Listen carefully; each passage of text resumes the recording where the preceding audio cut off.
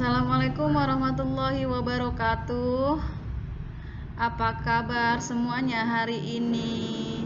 Semoga dalam keadaan sehat, bahagia, rezeki berlimpah. Amin. Hari ini tanggal 22, kita sudah memasuki pertemuan kelima. Tidak terasa ya? Sudah pertemuan kelima. Semoga perkuliahan kita selama ini banyak manfaatnya, khususnya bagi kita selaku pengusaha mungkin ya, orang yang memiliki profesi sebagai pengusaha atau juga sebagai pekerja. Hari ini kita akan membahas mengenai promosi. Nah, ini paling seneng nih kalau perempuan-perempuan dengar kata promosi, sale. Nah, itu paling seneng tuh. Padahal di balik kata promosi atau sale itu adalah strategi sebuah penjualan yang memang sangat jitu untuk menggait pembeli. Jadi kata-kata promosi juga pasti sudah sering kita dengar, mulai dari obrolan teman atau keluarga, baik dari misalnya media cetak, dari papan reklame atau papan billboard di jalan, dari radio, TV, internet, dan dari mana saja bisa. Tetapi mungkin masih banyak orang yang belum tahu dengan jelas apa itu pengertian promosi, jenis-jenisnya, tujuannya, dan contoh-contoh konkret mengenai promosi itu sendiri. Pada pertemuan kali ini, kita membahas mengenai promosi. Kita telaah terlebih dahulu definisi dari promosi itu sendiri. Jadi promosi itu bisa dikatakan sebuah iklan, mengiklankan sebuah produk atau barang atau merek, menghasilkan penjualan dan menciptakan loyalitas merek dan brand itu sendiri. Jadi ini adalah salah satu dari 4 elemen pemasaran yang mencakup 4P ya, biasa disebut price, harga, produk, itu produknya atau barangnya, promosi, and place atau tempatnya. Jadi harga, produk, promosi, dan tempat. Promosi mencakup metode komunikasi yang digunakan pemasar untuk memberi informasi tentang produknya. Jadi informasi bisa bersifat verbal dan visual. Jadi promosi itu bisa seperti berbentuk flyer atau video, tergantung penyampaiannya sesuai dengan kebutuhan dari produk dan segmen pasar yang akan dituju. Sebenarnya ada banyak versi mengenai promosi ini sendiri, yaitu untuk memberitahukan, menginformasikan, menawarkan, membujuk, atau menyebarluaskan suatu produk atau jasa kepada calon konsumen untuk tujuannya agar para konsumen pada akhirnya membeli suatu barang itu. Selain itu, kita membahas mengenai tujuan dari promosi itu sendiri. Orang melakukan promosi untuk mencapai suatu tujuan tertentu. Apapun tujuan promosi berdasarkan dari sumber yang ada, yaitu untuk menyebarkan informasi, menyebarluaskan informasi suatu produk kepada calon konsumen yang potensial. Misalnya segmen pasarnya siapa, dia akan menyebarkan informasi tentang suatu produk itu dengan harapan produk itu akan laku keras terjual. Kemudian tujuan kedua yaitu untuk mendapatkan konsumen baru dan untuk menjaga loyalitas konsumen. Kemudian untuk menaikkan penjualan serta laba atau keuntungan, untuk membedakan dan mengunggulkan produknya dibanding dengan produk kompetitor lain.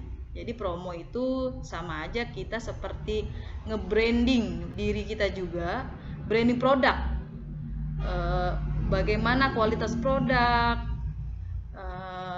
harganya bersaing dengan kualitas yang lebih baik, harga bisa lebih murah. Itu bagian dari promosi. Untuk membranding atau membentuk citra produk di mata konsumen sesuai dengan yang diinginkan. Kemudian tujuan yang terakhir yaitu untuk merubah tingkah laku dan pendapat konsumen tentang suatu produk. Di kesimpulannya, tujuan utama dari promosi adalah produsen atau distributor akan mendapatkan kenaikan angka penjualan dan meningkatkan profit atau keuntungannya dengan cara promosi. Biasanya kalau di mall-mall garage sale 75%. Padahal di balik kata promosi itu sama seperti menghipnotis konsumen untuk datang membeli. Padahal mungkin ada strategi pasar yang dilakukan oleh produsen di balik kata promosi itu. Jadi sudah jadi bagian dari penjualan ya promosi itu. Kemudian hari ini kita juga akan membahas mengenai jenis-jenis promosi. Jadi jenis promosi ada banyak sekali cara melakukan promosi.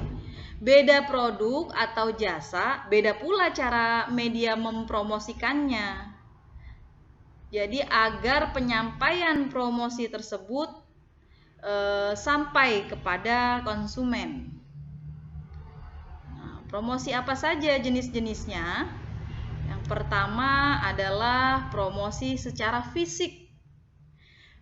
Jadi promosi secara fisik ini biasanya dilakukan pada acara tertentu atau event-event khusus yang diadakan suatu tempat seperti pameran, bazar, festival, konser, dan semacamnya. Biasanya para penjual membuka semacam seperti stand atau booth untuk menampilkan dan menawarkan produk atau jasanya. Kelebihan jenis promo secara fisik ini dapat menjangkau langsung para konsumen karena mereka datang ke stand atau ke booth. Jadi mereka dapat melihat langsung produk atau jasa yang ditawarkan dan dapat langsung bertanya segala sesuatu hal produk atau jasa tersebut. Jadi dari pihak penjual, jadi hal ini dimanfaatkan untuk seperti menghipnotis para konsumen, merayu, membujuk calon konsumen agar membeli produknya atau jasanya yang mereka tawarkan pada saat itu juga. Jadi interaksi di lapangan sangat memungkinkan orang langsung untuk membeli. Itu kelebihan promosi secara fisik. Kekurangannya dari promosi secara fisik ini yaitu sangat terbatasnya jumlah calon konsumen karena hanya yang ada di situ atau di area tersebut atau perkantoran, kampus, sekolah, dan semacamnya. Jadi wilayah penjualannya terbatas hanya di satu wilayah, di satu lingkungan seperti itu. Kemudian jenis promosi apa? Yang kedua adalah jenis promosi melalui media tradisional. Jadi yang dimaksud jenis promosi melalui media tradisional adalah berupa via media cetak, misalnya seperti koran, majalah, tabloid, dan sejenisnya.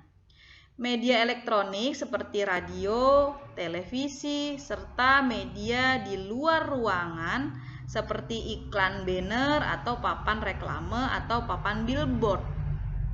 Kelebihan dari promosi melalui media tradisional ini dapat menjangkau lebih banyak calon konsumen daripada promosi secara fisik. Mengapa? Karena jangkauan media melalui media tradisional ini memang cukup luas dibanding promosi secara fisik, seperti membuka stand tadi. Kekurangannya apa, Bu? Kekurangan dari cara promosi melalui media tradisional ini adalah membutuhkan biaya yang sangat besar. Karena untuk biaya pasang billboard, untuk dilibatkan media-media besar seperti televisi, dan lain-lainnya itu memerlukan biaya yang tidak sedikit. Kemudian jenis promosi yang ketiga adalah jenis promosi melalui media digital. Jadi jenis promosi ini mencakup media internet dan sosial media atau jejaring sosial lah ya. Jadi ini merupakan cara modern untuk mempromosikan.